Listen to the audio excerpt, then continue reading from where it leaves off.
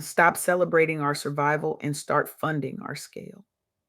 I recently had the privilege of sitting down with Johnette Williams, a powerhouse voice in entrepreneurship who has spent years championing Black women founders and dismantling the myths that keep capital out of their hands. Johnette Williams isn't just advocating for change, she's rewriting the rules, proving that when Black women lead, economies thrive, communities heal, and innovation explodes. Her work is shifting the entire narrative around who deserves capital, who deserves respect, and who holds the real keys to economic power. Today, I'm sharing the insights from our conversation, and I promise you, what you're about to hear will flip everything you thought you knew about entrepreneurship, resilience, and economic justice. Let me start with something that stopped me cold when Johnette Williams shared it. Black women are the world's highest rate of female entrepreneurs. Not second, not third, the highest. They're leading entrepreneurship rates across Africa, driving explosive growth in Canada, and fueling new business creation in the United States at rates that outpace every other demographic. You would think with that kind of fire, with that kind of vision and hustle and brilliance, the world would be throwing money at them, right? Wrong, dead wrong. Black women capture less than 1 to 3% of venture capital globally, less than 3%. And here's the part that should make every investor in this room uncomfortable. Over 80% of Black women entrepreneurs bootstrap their businesses using personal savings, credit cards, and sheer grit because institutional funding treats them like they're invisible, like they don't exist, like their revenue doesn't count, like their customer base is imaginary, like their innovation is somehow less worthy of investment. Now, before you think this is just another story about lack of access, let me tell you what Johnette Williams helped me see. This isn't about Black women being unprepared or unready. This is a systemic failure in institutional respect. And here's where it gets wild. Black women's economic resilience has become the ultimate economic indicator. When Black women start losing jobs, when their unemployment rates spike, recessions aren't far behind.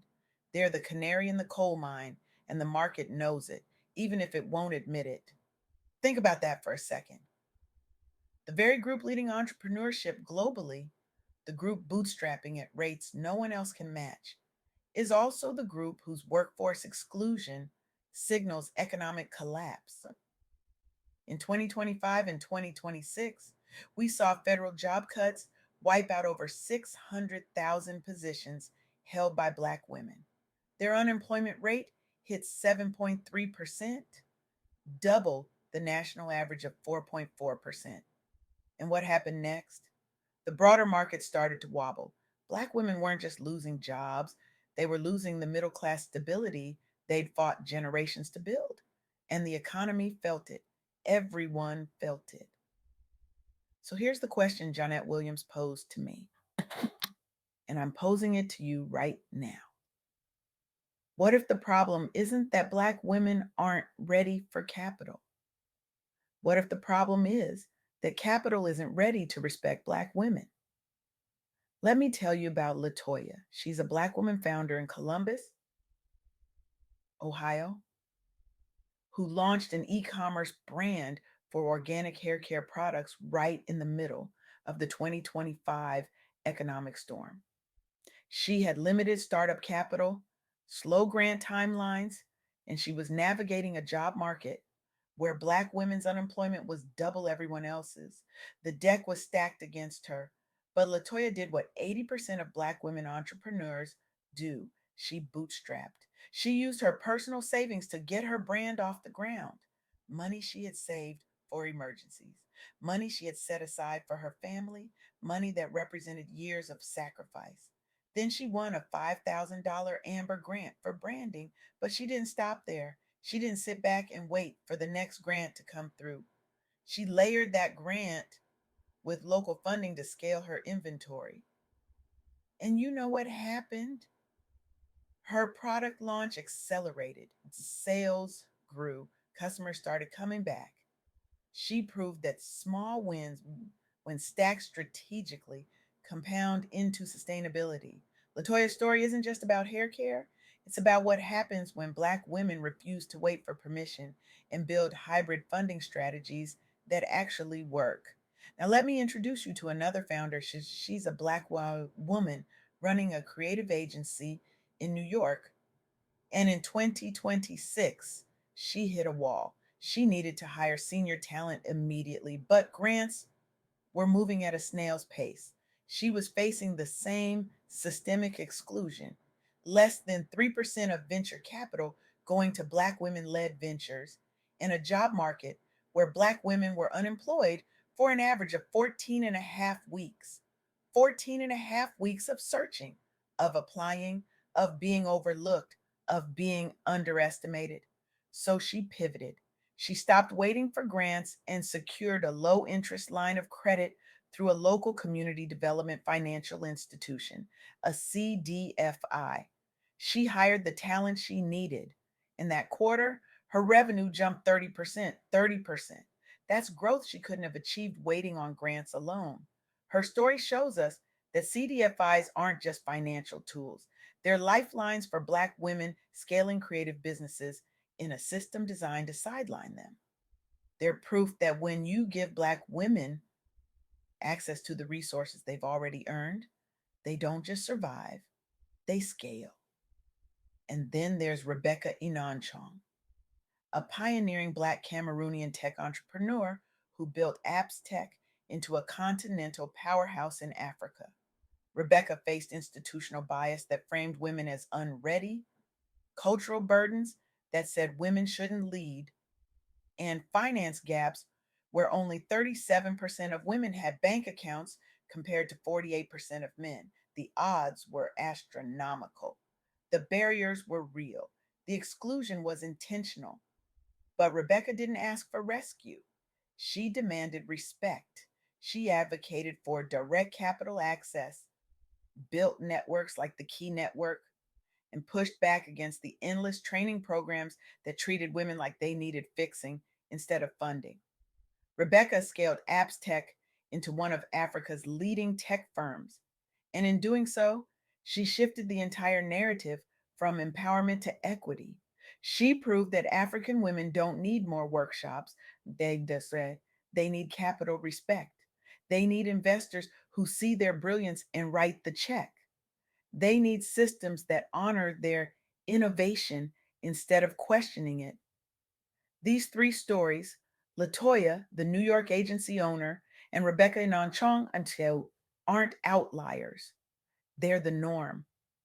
They represent the lived reality of Black women entrepreneurs who are building empires on personal savings, hybrid funding strategies, and a level of resilience that would break most people. And here's what Johnette Williams wants you to understand: this resilience isn't a badge of honor, it's a survival mechanism born from systemic exclusion. And it's time we stop celebrating survival and start demanding equity. Let's talk about what this means for you, especially if you're a Black woman entrepreneur listening right now, or if you're someone who wants to support Black women led ventures. First, understand that bootstrapping at unprecedented rates isn't a sign of weakness, it's proof of superior market validation. When you build a business with limited resources and it thrives, you've already proven what venture capitalists claim they're looking for: product market fit, customer demand, and operational excellence. You've done the work. The question is, will the institutions respect it? Second, workforce exclusion of Black women forecasts economic downturns. This isn't theory, it's data. When Black women lose jobs first, when their unemployment rates double the national average, the broader economy is about to take a hit. This means Black women's economic health isn't just a social justice issue, it's an economic stability issue. If policymakers, investors, and corporate leaders were smart, they'd be watching Black women's workforce participation like hawks and investing accordingly. Because when Black women thrive, everyone thrives. When Black women are excluded, everyone pays the price. Third, scaling requires hybrid strategies but to grants. Grants are great, don't get me wrong, but they're slow, competitive inks, and often come with strings attached. If you want to scale, you need to think like the New York agency owner. Layer grants with CDFIs, explore community finance options, build networks that give you access to capital and mentorship, and stop waiting for venture capital to wake up. You've already got revenue traction. Now convert it into growth using every tool available. Stack your strategies, build your networks, demand the respect your results have already earned.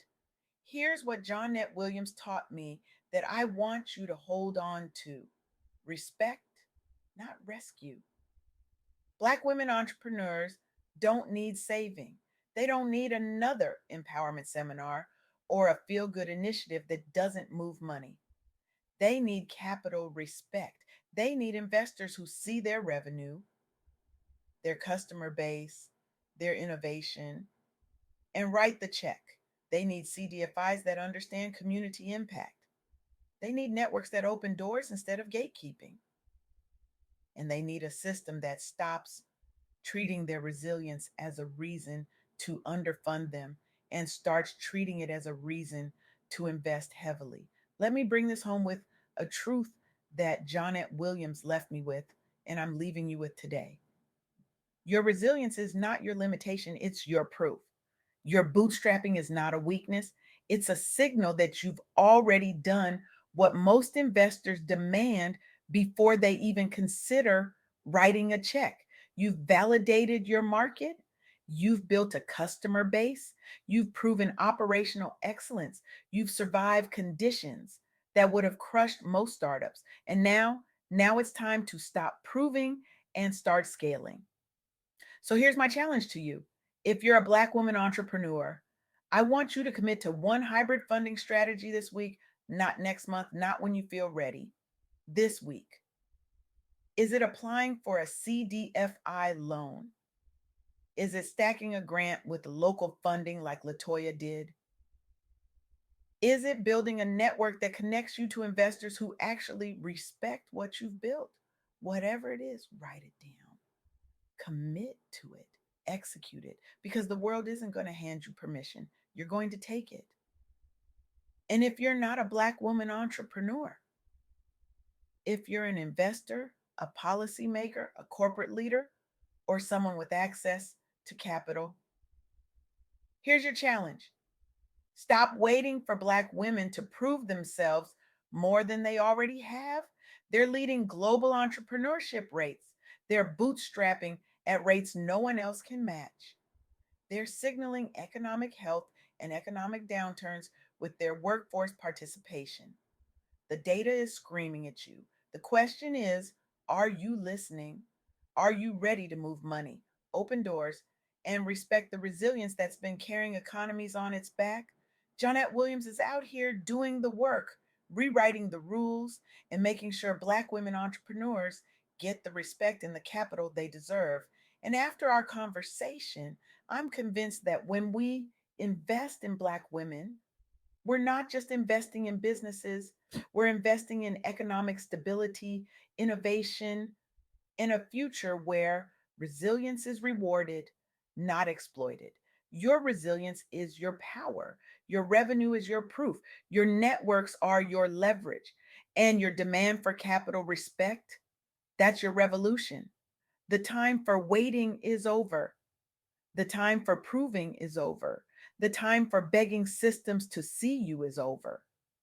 Build the hybrid strategies, stack the funding, connect with the networks, scale like the future depends on it, because it does. The future of entrepreneurship, the future of economic justice, assess debt, the future of who gets to build wealth and legacy depends on whether we stop celebrating survival and start funding scale.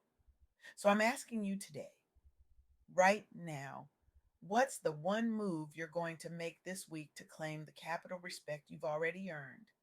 Don't think about it. Don't wait for perfect conditions. Act. Because your revolution isn't coming, it's already here. And it's waiting for you to step into it with everything you've got.